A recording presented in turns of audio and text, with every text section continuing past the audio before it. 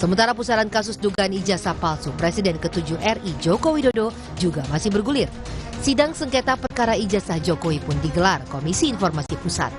Roy Suryo yang mengaku hadir sebagai bagian dari masyarakat menyoroti persidangan yang membahas soal pengelolaan dan transparansi informasi publik di UGM dan KPU Surakarta.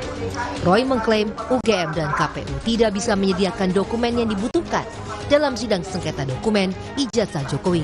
Kami UGM itu nomor 2 ranking nasional sebagai penyedia pusat informasi yang mendapat ranking juara gitu ya.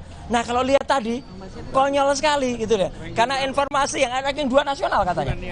Nah ya silakan dinilai sendiri. Karena informasinya semuanya dikecualikan. Kemudian juga KPUD Solo ya Surakarta ya yang jelas sama sekali tidak memahami esensi dari Undang-Undang Keterbukaan Informasi Publik Nomor 14 Tahun 2008 yang kebetulan saya juga ikut merancangnya.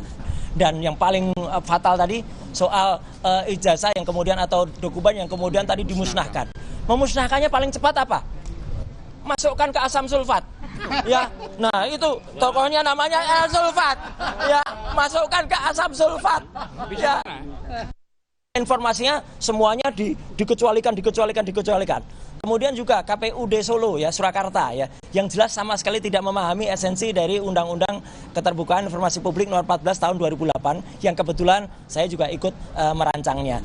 Dan yang paling fatal tadi soal ijazah yang kemudian atau dokumen yang kemudian tadi dimusnahkan. Sedangkan relawan pendukung Jokowi, Joman, menilai adanya upaya sejumlah pihak di Komisi Informasi Pusat untuk mempengaruhi masyarakat soal kasus ijazah Jokowi akan sia-sia.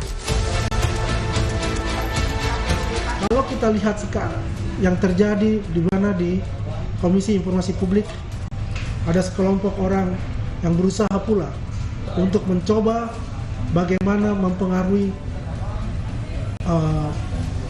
rakyat untuk bisa mengikuti pola pikir mereka.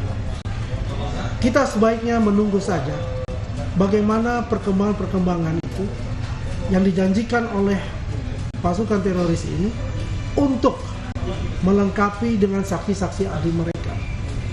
Kalau ada upaya-upaya yang dilakukan oleh mereka itu, saya katakan upaya yang sia-sia saja.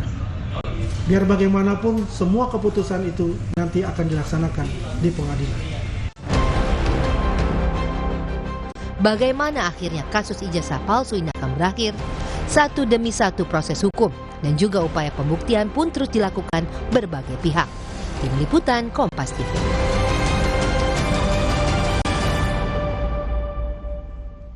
Kita beralih ke informasi